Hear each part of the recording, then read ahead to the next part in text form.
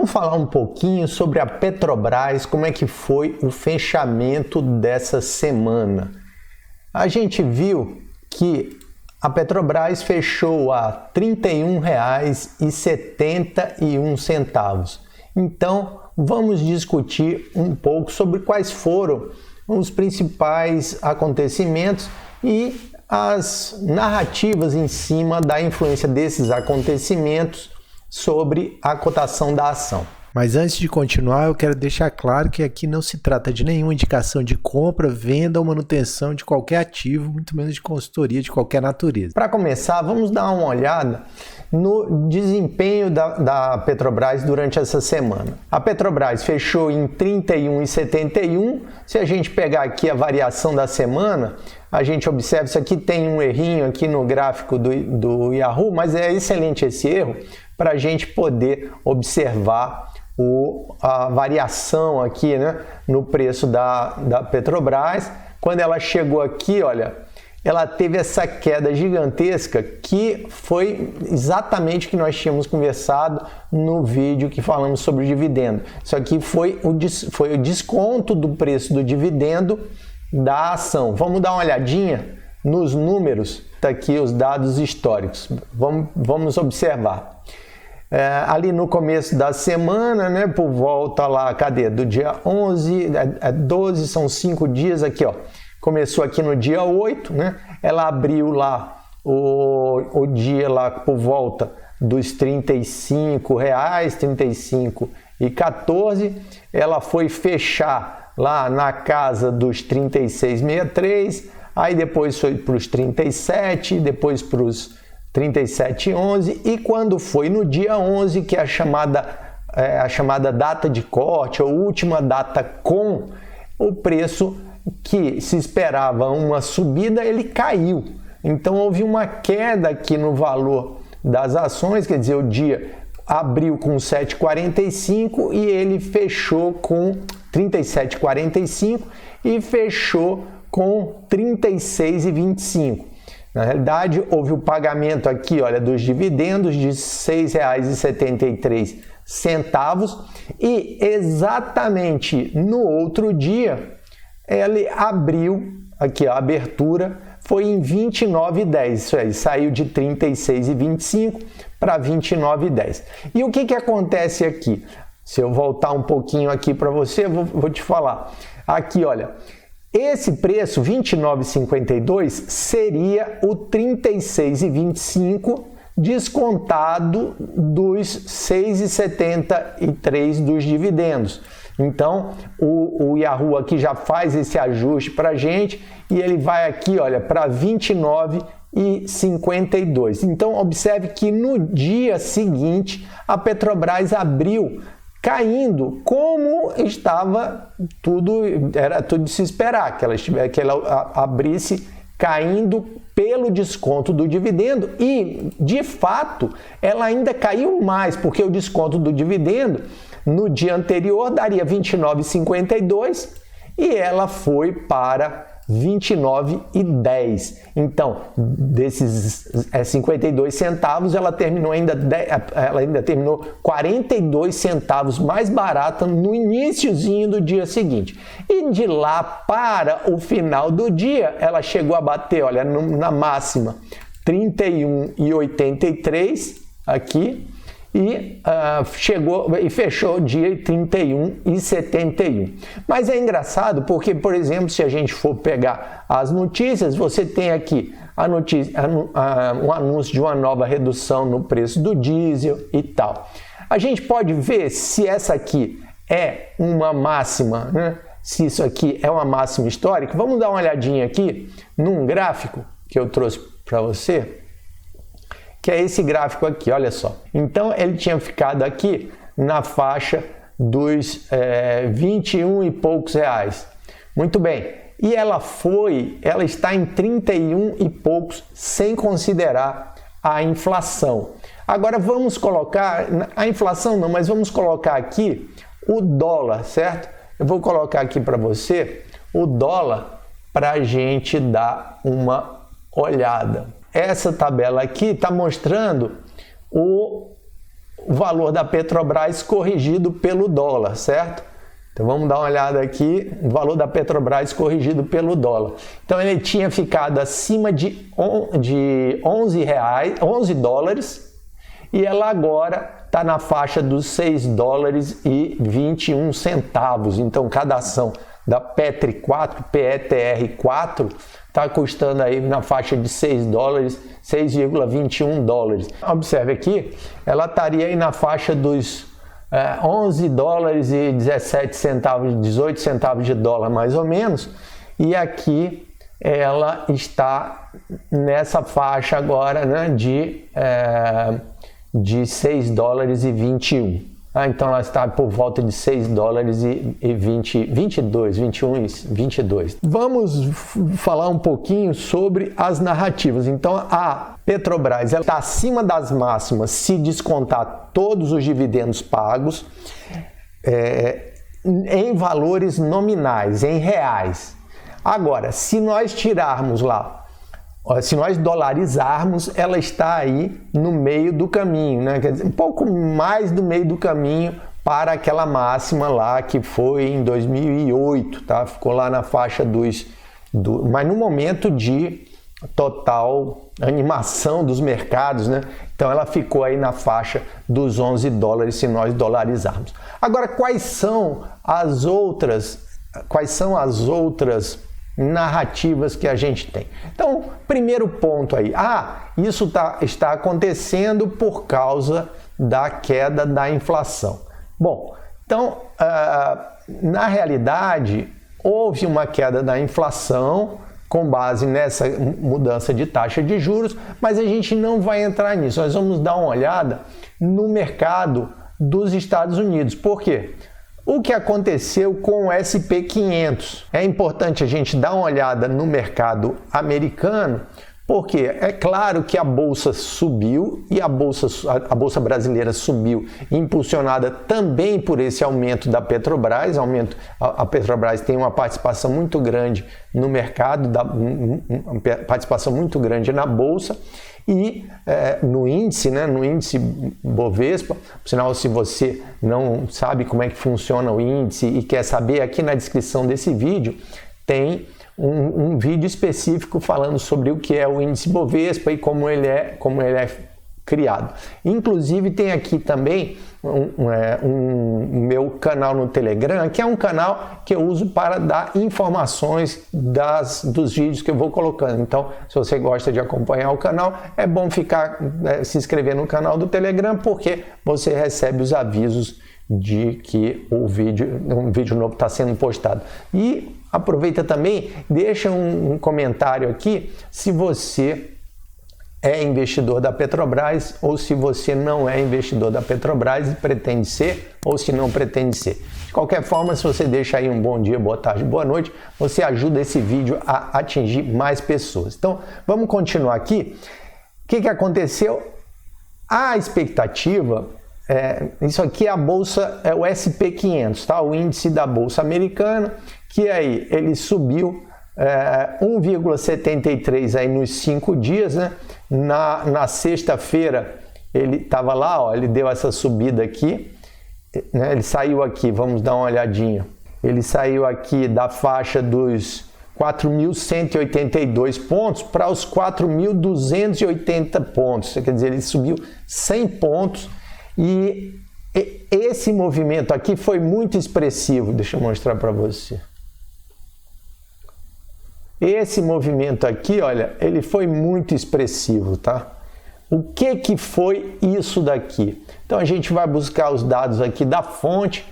Isso aqui foi o seguinte, olha só. Isso aqui é o site do Departamento de Trabalho dos Estados Unidos. Isso aqui é o escritório de estatísticas, né, de trabalho. E aí a gente vai ver o que aconteceu com o índice de preços ao consumidor, que é o índice de preços ao consumidor. Estou vindo de trás para frente, porque é como eles escrevem, né? Aqui no Brasil seria IPC, lá é o CPI ou CPI, que o pessoal gosta de chamar. Aqui eles mostram as categorias de que cresceu mais, a energia, né? Foi realmente o que deu o maior incremento nos últimos 12 meses na inflação. Mas vamos dar uma olhadinha aqui. O curioso dessa história toda é que sim, o mercado está fraco, o mercado está esperando a alta de juros, e se a gente olhar a taxa que eu acabei de falar, de 2,38 para uma taxa de inflação de 8,50, nós temos que os juros reais estão negativos. Então, quem está investindo, quem está aplicando dinheiro nos Estados Unidos, está recebendo bem menos que a inflação, né? Então, está meio que perdendo valor no tempo com essa taxa. Então, veja, essa felicidade lá que deu aquele salto lá que a gente viu nos Estados Unidos acabou sendo importada para cá, e sendo importada no sentido de que ela foi para todo canto. Então, se você olhar as empresas de tecnologia lá que precisam de muito dinheiro e tal para poder se financiar, elas também cresceram. E isso foi um crescimento generalizado, então subiu, várias empresas subiram, à exceção da Vale, que não teve um crescimento tão forte aqui no Brasil, mas as empresas tiveram um ganho muito alto na cotação da Bolsa. E aí o pessoal virou para falar de ata do Copom. O pessoal virou e falou assim, mas porque a ata do Copom falou que não ia mais subir os juros. Bom, vamos dar uma olhadinha aqui então no que aconteceu. Nós estamos com juros, hoje nós estamos com juros aqui, olha, isso aqui é a meta para a taxa Selic, nós estamos nesse patamar aqui de 13,75, certo? E devemos nos lembrar que ela já esteve lá, ela já esteve muito mais alta, mas lá na época mais tensa, lá em 2015, 2014, 2016, ela estava lá, ela chegou nesse patamar aqui, nesse platô de 14,25, foi mantido por algumas reuniões do Copom, tá aqui as reuniões. Estava lá uma, duas, enfim, algumas reuniões foram mantidas em 14,25. Depois ela teve essa descida maravilhosa aqui e chegou lá, né? Se eu botar aqui mais para baixo também, ela ficou nesse vale aqui, nesse piso aqui de 2% por alguns meses, por conta da crise de saúde. E ela veio para cá, ela veio para a faixa dos 13,75. Agora vamos ver o que o Comitê de Política Monetária falou, né? Então vamos dar uma olhadinha aqui no que o Comitê de Política Monetária falou. Que o pessoal ficou todo entusiasmado com a decisão do Comitê de Política Monetária, que subiu. Na realidade, o pessoal ficou todo entusiasmado não com a decisão do Comitê de Política Monetária, que subiu 0,5%, né? Estava em 13,25%, mas subiu para 13,75%. O pessoal ficou empolgado com a informação da ata, e na realidade veio do comunicado já, e nós falamos sobre isso no vídeo que eu falei, aliás, na transmissão ao vivo, na aula ao vivo que eu fiz aí no dia do Comitê de Política Monetária, e da decisão, né? Eles ficaram empolgados com essa mensagem aqui, que o comitê avaliará a necessidade de um ajuste residual de menor magnitude em sua próxima reunião, certo? Mas aí falaram assim, que acabou o ciclo de alta. Não necessariamente. Por quê? Porque o Copom considera que o risco de desancoragem das expectativas para prazos mais longos é apropriado para o ciclo de aperto monetário continue avançando significativamente em território ainda mais contracionista. Então, diante das projeções do risco de desancoragem, é necessário que o Copom continue avançando significativamente em território mais contracionista. Isso aqui, tudo bem, você pode chegar e dizer assim, isso quer dizer que o Copom vai manter as taxas altas do jeito que estão, mas não aumentará mais. Exatamente, isso é o que está sendo dito. Só que você manter essas taxas altas é pesado também, certo? Então isso gera custos também, custos pesados, tanto em termos de dívida pública quanto para o crescimento da economia. Apesar desse ano, como a gente já viu em alguns vídeos que eu falei por aqui, essas taxas, esse crescimento está esperado para ser maior do que foi no início do ano, e aí a gente já falou dos elementos, né? Que os elementos seriam a própria inflação ajudando a dar um crescimento na economia, você tem uma arrecadação maior do Estado, os maiores gastos por conta de eleições e maiores transferências de renda para a população. Isso tudo gera maiores ganhos de alguns produtos brasileiros que tiveram a sua cotação, tanto seu preço internacional aumentado quanto a variação do dólar positivo. Enfim, são vários elementos que apontam para um crescimento da economia. E a Petrobras, bom, a Petrobras é isso. Nós, assim, se a gente olha, nós estamos aqui num topo de taxas históricas, nós estamos numa situação na qual a redução, aliás, existe uma forte empolgação, né? Apesar de alguns dados, de alguns dados conflitantes, mas esse aí ela tem apresentado excelentes resultados, tem dado fantásticos dividendos.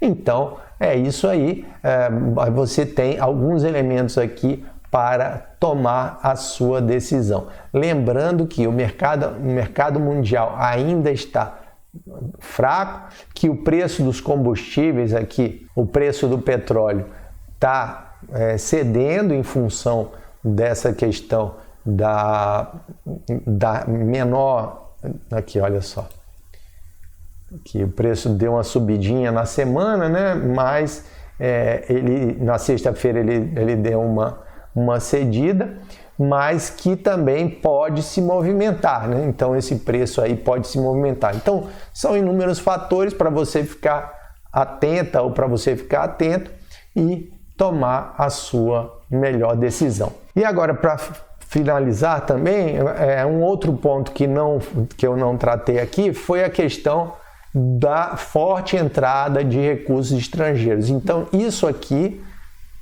encerra, né? Isso aqui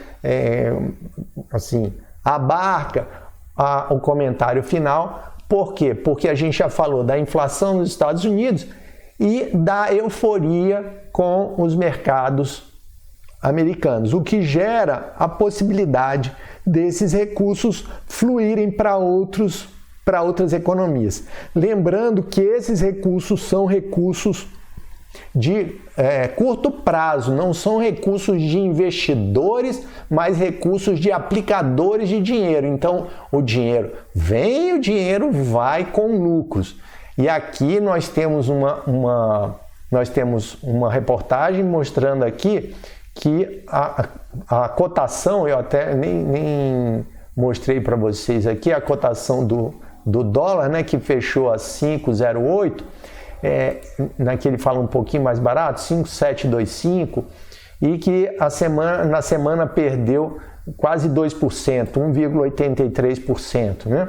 Então, aqui a gente está vendo que esse efeito, o pessoal chegou a dizer, esse dinheiro veio porque o Comitê de Política Monetária não vai mais aumentar os juros, e aí, como não vai mais aumentar os juros, o investidor estrangeiro vem para cá. Olha, não é bem assim, né? Quer dizer, se o aplicador financeiro estrangeiro vem para cá, ele quer mais juros, ele quer que os juros subam. Obviamente, ele quer que os juros subam para que ocorra o seguinte, ele chegue numa cotação do dólar aqui e saia numa cotação do dólar mais baixa ainda. Por quê? Porque aí ele ganha os juros em reais e compra mais dólares com a quantidade menor de reais. Então ele vai ganhar reais mais e vai comprar o dólar mais barato para ir para casa, levando o seu ganho em dólares. Então essa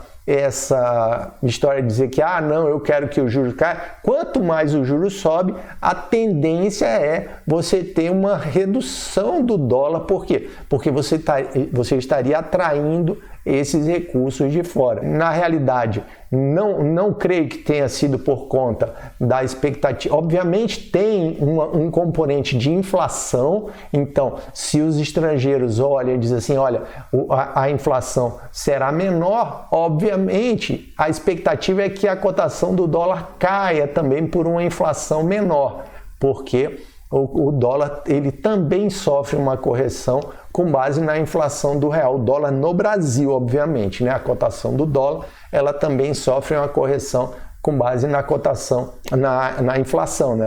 A cotação em reais do dólar. Então, se tem uma inflação alta, é claro que você vai precisar de mais reais para comprar dólar, porque o real se desvalorizou na comparação com o dólar. Então, tudo isso aí, eu acho que especificamente essa questão de, não, foi essa parada na inflação por conta do Banco Central Brasileiro. Não foi, tá? Por conta da ata do Copom, para mim não foi. O que gerou uma certa euforia, no meu entender, foi a questão da busca desesperada por uma boa notícia, que seria a inflação. No mês de maio, né, nos Estados Unidos, tinha ficado em 9,1%, o pessoal estava achando que ia cair para 8,7%, caiu para 8,5%, aí o pessoal disse, então está funcionando, embora você tenha alguns outros números aí, porém, quer dizer, embora você tenha alguns outros números que tenham conflito com essa informação, ou seja, você teve um aumento absurdo, você dobrou o número de criação de empregos na última informação também do Departamento do Trabalho,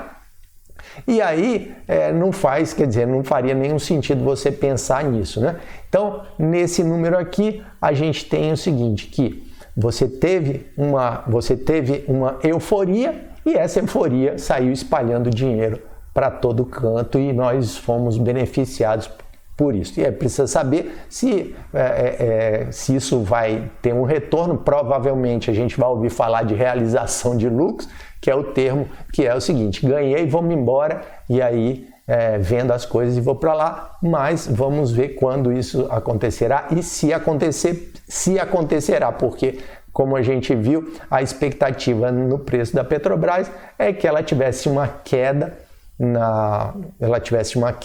na sexta-feira após a Datacom, e ela na realidade teve uma busca fortíssima, o que até é questionável, porque poxa, por que você vai comprar a ação sem o dividendo e pagar mais? Porque o pessoal pagou mais pela ação do que teria pago por uma ação com dividendo e ainda com um ganho tributário. Então, isso aí são algumas coisas que ficaram sem fechar, mas a explicação que a gente pode ter é esse influxo de capital externo, de aplicadores financeiros. Eu não gosto de usar esse termo de investidores, porque isso aqui não são investidores em princípio, ou na maioria deles, tá? Bom, dito isso, se você não tem inscrição no canal, não perca tempo, inscreve aí, é facinho, marca inscrito aí. Se você gostou desse vídeo, curte, compartilha, se inscreve no canal do Telegram, vê alguns outros vídeos que estão aqui na descrição e a gente se encontra no próximo vídeo. Até lá!